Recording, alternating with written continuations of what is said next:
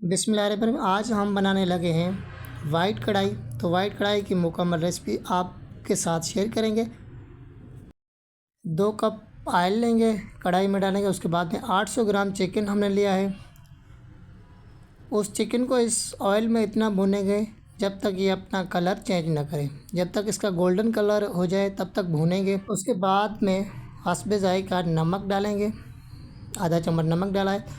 उसके बाद में हम डालेंगे अदरक और लहसुन का पेस्ट, 1 चम्मच हमने भर के पेस्ट का डाला। उसके बाद में इसको भूनेंगे चिकन के साथ। तकरीबन 2 से 3 मिनट हम भूनेंगे चिकन अदरक लहसुन के साथ।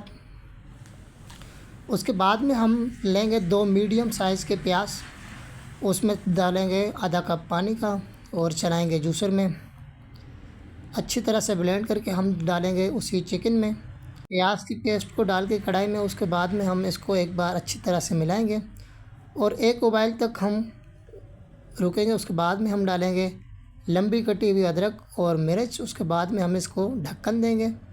5 से 7 मिनट के बाद में हम ढक्कन खोलेंगे। 5-7 मिनट के बाद में हमने ढक्कन खोला तो हमारी प्याज भी पक चुकी है और जो हमारा लहसुन अदरक था वो भी पक चुका है।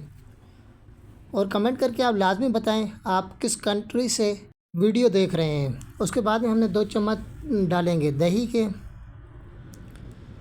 क्योंकि वाइट कढ़ाई में दही बहुत अच्छी लगती है। तो इसको हम करेंगे मिक्स करने के बाद में हम इसको 2 से 3 मिनट पकाएंगे हल्की आंच पे। उसके बाद में हम डालेंगे इसमें 4 लाल मिर्च, आधा चम्मच काले मिर्च कूटे हुए।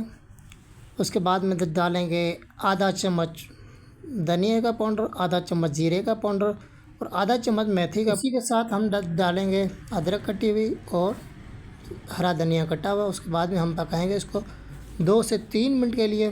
2 से 3 मिनट पकाने के बाद में हम डालेंगे 2 चम्मच कुकिंग क्रीम, क्योंकि वाइट कढ़ाई में जो कुकिंग क्रीम होती है वो बेहतरीन ही जायकेदार कढ़ाई को बनाती है। मैंने 2 चम्मच कुकिंग क्रीम डाल के किया मिक्स।